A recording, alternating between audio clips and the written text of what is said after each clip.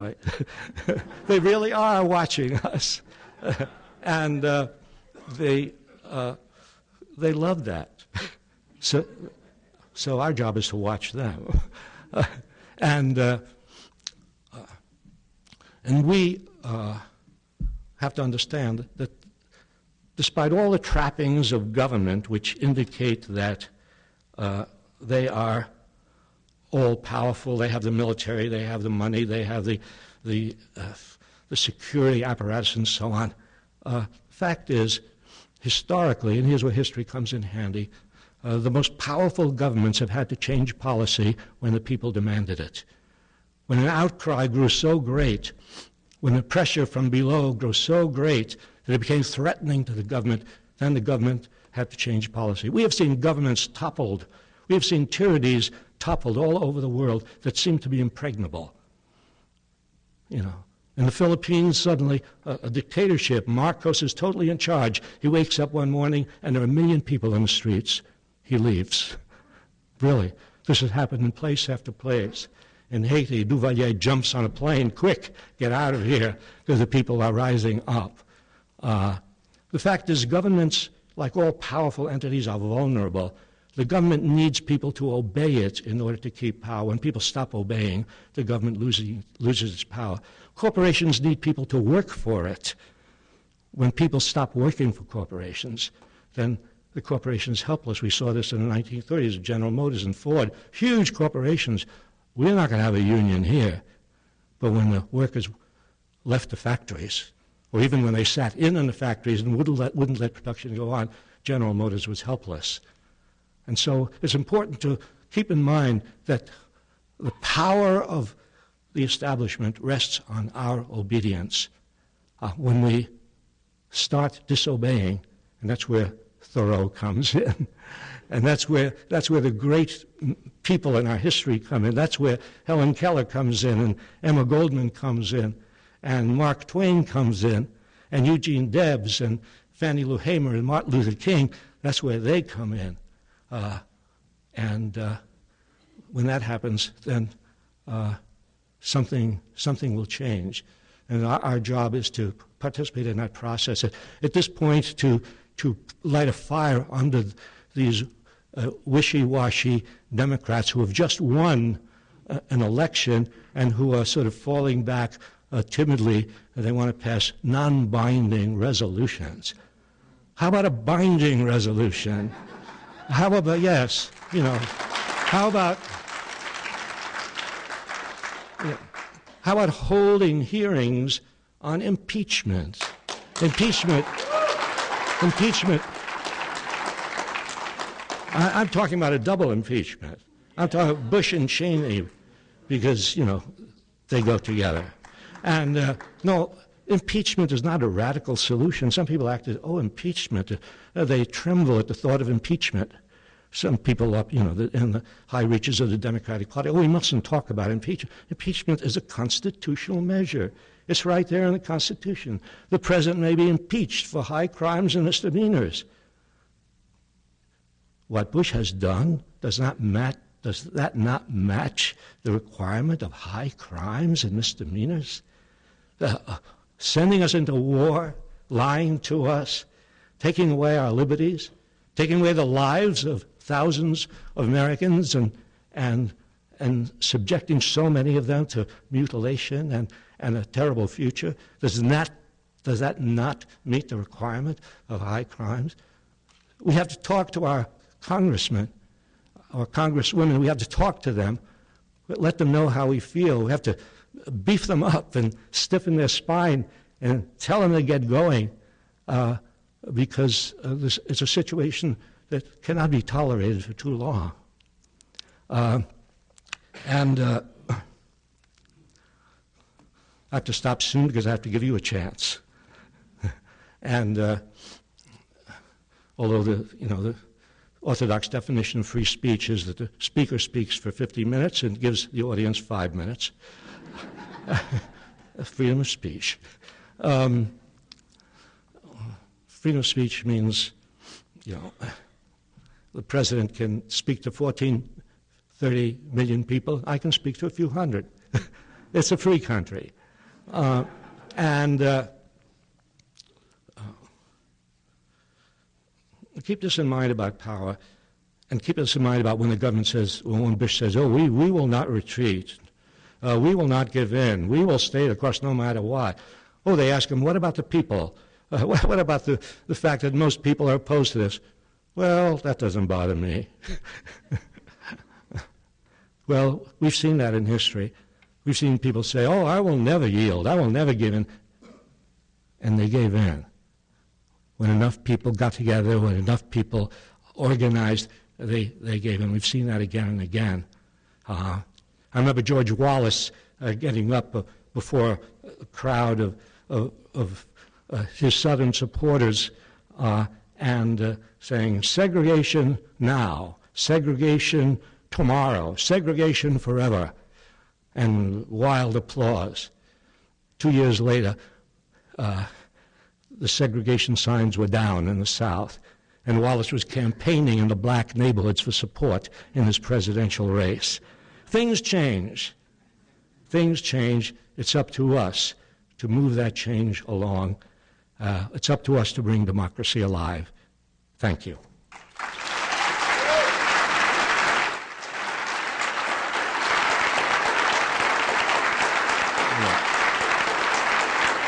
Thank you.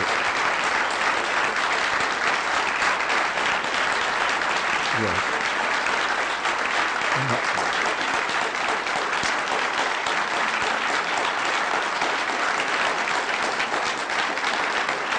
Thank you.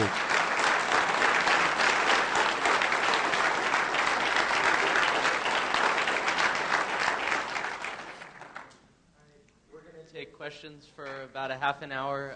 There are 2 microphones up here. If you can line up in the side aisles if you have a question, and we'll just go back and forth between the microphones, starting with this one and then to that one, and go for a half an hour, and then we'll do book signings. So if you have questions, feel free to come on up to the aisles.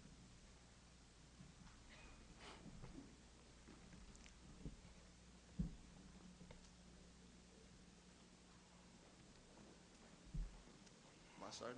Go ahead. Okay. Yeah, as you know, I came from Mansfield, Ohio, just to ask you this question, so I'm going to try to make it good. And I took off the Yankees hat, so.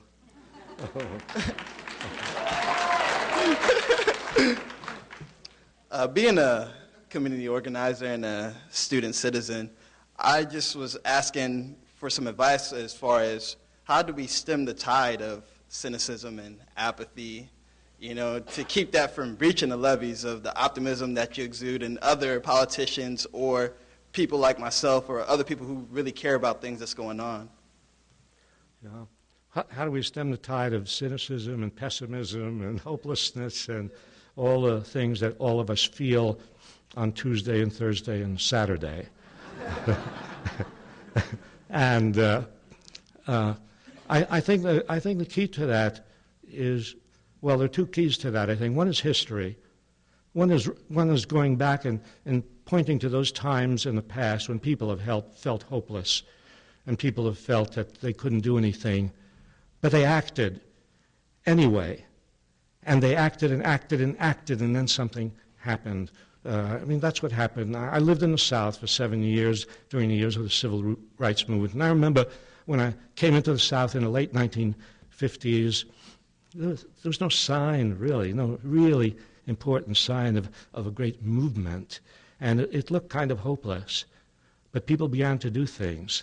People began sitting in. And then the sit-in spread. And people went on the freedom rides. And the idea spread. And the demonstrations took place in this city, in that city, in another city. And soon the demonstrations were all over the South. And thousands of people were being put in jail, and the pictures were now going out all over the world, and the administration was becoming embarrassed.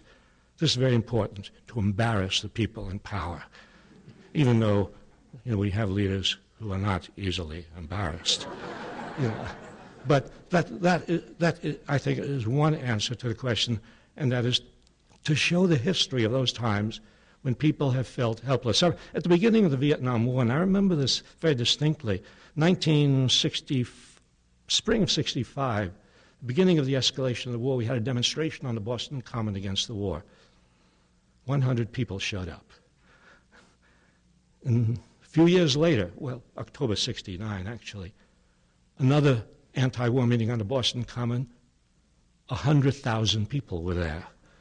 The movement grew, it grew and grew because people didn't give up, people persisted, and people understood that all movements start small and all movements start with a kind of hopelessness and a feeling, you know, what are we doing?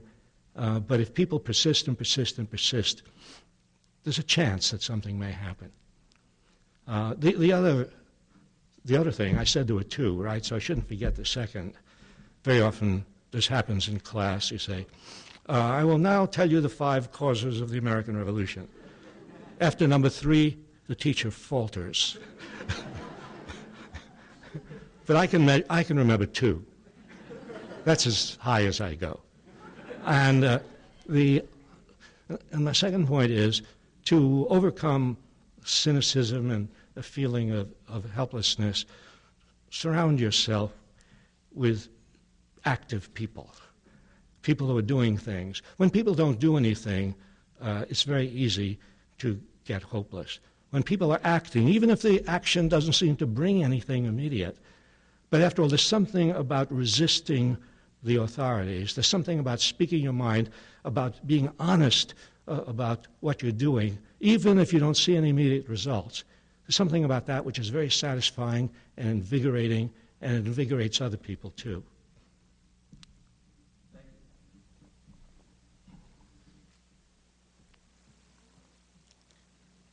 My question has to do with tonight you brought up civil disobedience and the lack, I guess, of it now.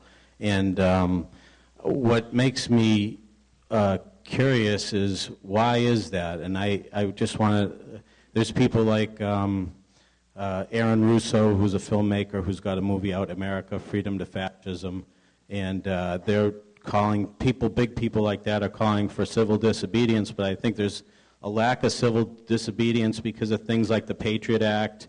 People are scared to, do that stuff as they weren't back in the 60s. But is there a connection between, that and the lack of people doing that kind of stuff today? And also, the truth movement for 9/11, is there the Project for a New American Century? I'm sure you're familiar with that. And I'm wondering if they had a plan, and do you think there was this plan before 9/11 happened and a connection? Do you have any feelings on the 9/11 truth movement? You all know about the 9/11 truth movement? No. I thought there are people, tell me if I'm misrepresenting, which I do. But people very often repeat the questions that they want to hear, and not the questions that were actually asked. So, but the 9/11 truth movement, I think, is a movement which is very suspicious of what happened on 9/11, suspicious of the official story, and they think that maybe there's another story, and they think that maybe the administration is hiding something serious. Well, frankly, I don't know. I don't know those secrets. I swear I don't. You say.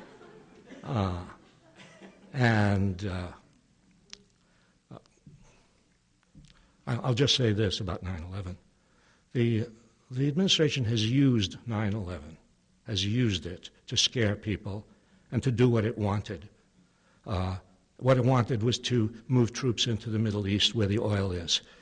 It wanted to set up military bases in the Middle East, and it used 9/11 as a wonderful opportunity.